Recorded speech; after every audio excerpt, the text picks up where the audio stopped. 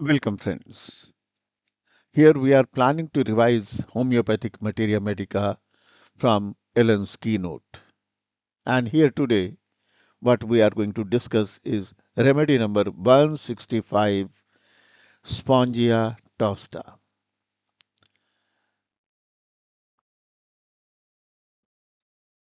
This Ellen's keynote revision has been distributed into following 8 parts. And here the part 1 will deal with the PQR review. PQR, each sentence is taken as peculiar, queer, and rare symptom or red line symptoms. Part 2 will deal with general overview in a classical format. Part 3 will have the quick recall. Within 2 minutes, you will be able to recall the remedy. And part 4 will be mnemonics, acronyms, and rhymes. Here, part 5 will deal with grade 1 symptoms from guiding symptoms of our materia medica, which is the source book of Ellen's keynote. And then we are going to come to part 6. It is going to have the review of first grade remedy rubrics from Kent's repertory.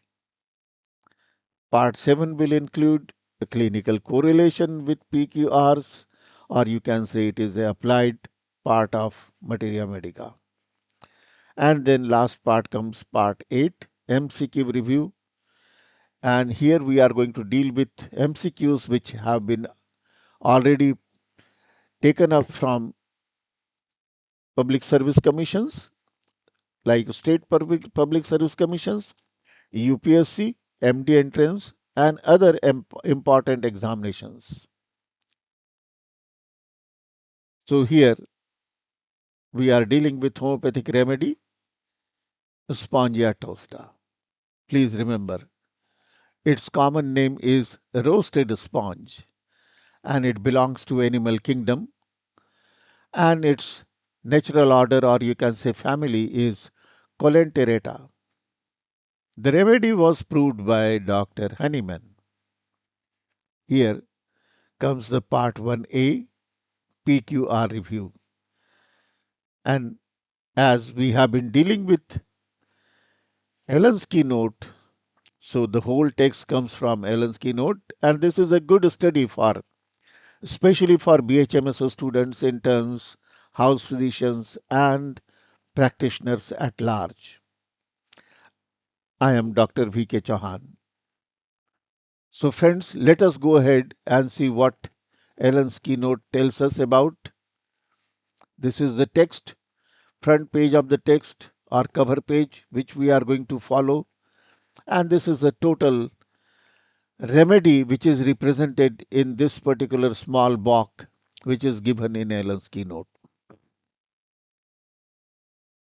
Ellen's keynote, as again I am going to remind you, is the text which is based on Hering's guiding symptoms. This is the source book for this. The text in Ellen's keynote is given in running text. No grades are given.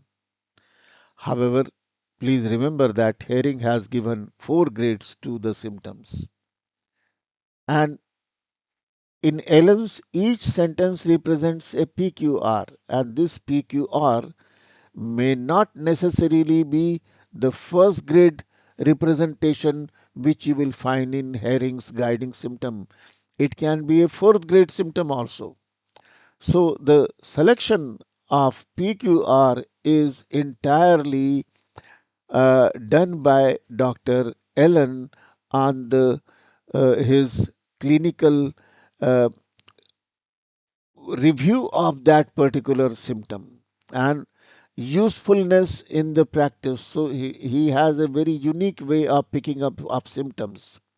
So we are studying indirectly Hering's guiding symptoms in a concentrated format through the eyes of Dr. H.C. Ellen.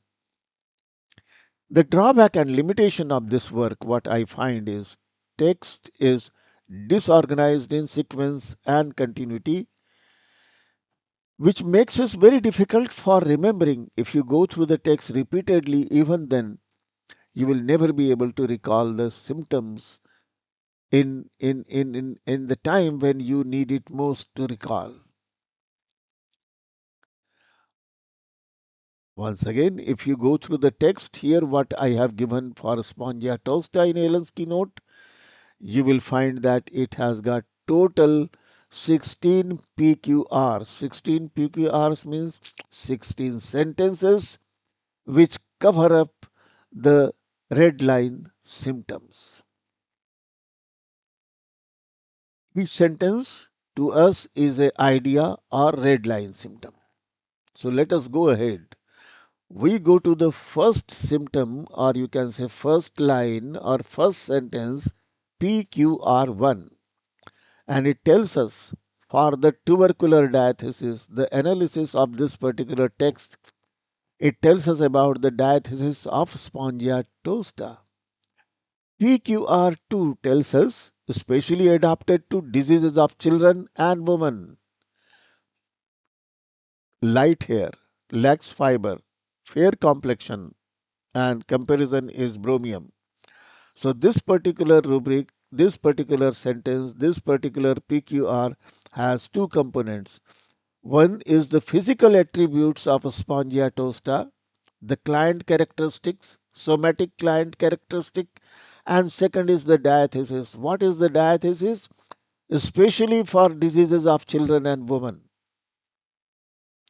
We go to PQR3 and it tells us swelling and induration of glands and specifically particularly goiter, and again there is a comparison for bromium. So it is a characteristic particular general. Partially if you recall only goiter, and if you say glands, so glands can be thyroid gland, parotid gland, lymph gland, testes, ovaries. So if we are talking in that reference, so it is a characteristic general symptom. So it has got two components. Swelling and induration of glands, it means is a characteristic general symptom. If you take up only goiter, then it is a particular general. PQR4 tells us awakens in the night, awakens in fright and feels as if suffocating, as if had to breathe through sponge. It is not had, it is had to breathe through sponge, and it is a characteristic particular general symptom of respiratory system. We go to PQR5. Every mental excitement increases or aggravates the cough. So again it goes to characteristic particular general, which is respiratory system. PQR6 tells us worse after sleep or sleeps into aggravation like legacies. So it is a characteristic general symptom. General aggravation, it tells us about the spongia tosta. Now we go to the PQR7, sore throat, worse after eating sweet things. So it is a again a modality characteristic particular general which points to the throat. PQR8, again there is a thyroid gland swelling even with chin with suffocative paroxysms at night. So it is again a characteristic particular general symptom which is directly telling us about the thyroid gland. PQR9 tells us again about the goiter, specifically goiter. So there are three PQRs which are dedicated to thyroid gland. It is PQR9, PQR8 and PQR3. Next is PQR10, great dryness of mucous membranes of air passages, throat, larynx, trachea, bronchi, dry as a horn. It is a characteristic particular general symptom, particular symptom of respiratory tract. Friends, we go to PQR11 and it tells us about the cough, dry, barking, croupy, rasping, ringing, wheezing, whistling. Everything is perfectly dry, no mucus rails. So, no mucus rails, there are no wet sounds, there are no crepitations, only rhonchi are present, and this is a characteristic particular general symptom belonging to respiratory system. So, next is PQR 12. Here, Ellen tells us about the cough. Cough is dry, sibilant, like a saw driven through a pipe board, worse sweets, cold drinks, smoking, lying with head low, dry cold winds, worse reading, singing, talking, swallowing, better by eating or drinking warm drinks or warm things. Again, it is a characteristic particular general which belongs to respiratory system and tells us about the cough of spongia. Again, we have PQR 13. Croup, anxious wheezing worse during inspiration, and if it is worse during expiration, it is aconite, and it is worse before midnight, worse before morning is hyperself. Again, this rubric or this particular PQR is dedicated to cough only, like we have PQR 11, 12, and this is in series 13.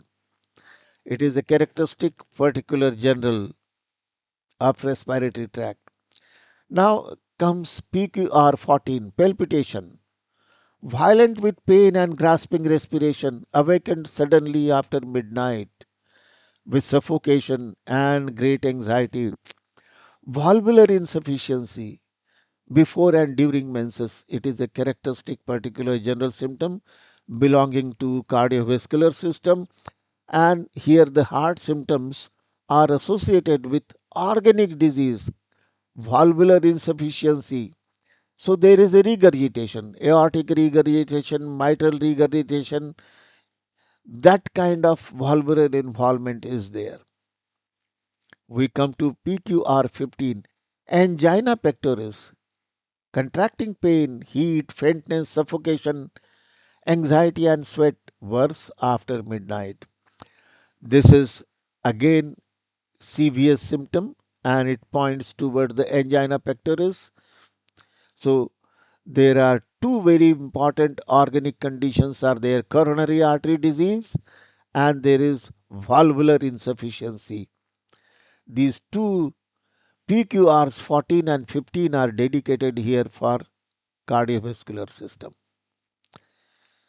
Now there is PQR 16, spermatic cord swollen, painful, testicles swollen, bruised, squeezed after suppressed gonorrhea or maltreated orchitis. So this belongs to characteristic particular general males, but same time please remember the causation is also there. Causation is gonorrhea. Relationship includes we have spongia which follows well after aconite hypersulf in cough and croup when dryness prevails. After spongia hypersulf when mucus commences to rattle, and again we have to compare arnica, causticum, iodium, lacosis, nux moschatus when sputum is loosened but must be swallowed again. So this was the text which comes from Allen's keynote. Now, what we are going to have small anamnesis of these particular PQRs based on the classical Hahnemannian or Bonninghausen style segregation. We are going to include PQR 1 to PQR 16 and they are as under. So we find under heading PQR numbers and core points. Under causation, you will find PQR 16 is there, and the causation is suppressed gonorrhea, which leads to orchitis or maltreated orchitis. If you talk about the diathesis, then you will find diathesis PQR1 tells us about tubercular diathesis. And if you talk about the constitution, you will come PQR2, which tells us about the fair, lax, female and children's are the clients for Spongia tosta.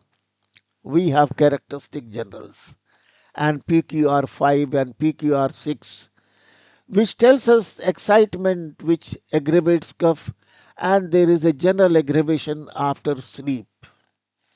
Then we have particular generals, and there are particular generals PQR 12, 13, 14, and 15.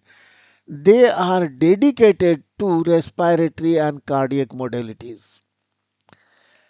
Midnight suffocation, both condition, whether it is a respiratory or it is cardiac modality. And then we have again particulars which is going to tell us about the thyroid particulars which are dedicated to thyroid. We have PQR 3, 8 and 9. They tell us about thyroid and goiter. Particular which dedicated to respiratory system is 4, 10 and 11 PQR. And here there is a dryness of respiratory tract, difficulty in breathing with croupy cough. Particulars which are located to the throat, it is PQR7, and here it tells pharyngitis which is worse by sweets, and particular for male is PQR16, which also includes testicular swelling after suppression of gonorrhea. So PQR16 has got two components. One is causation and one is the testicular swelling. So friends, thank you very much for your patient listening. Please remember, sharing is caring. Thanks once again.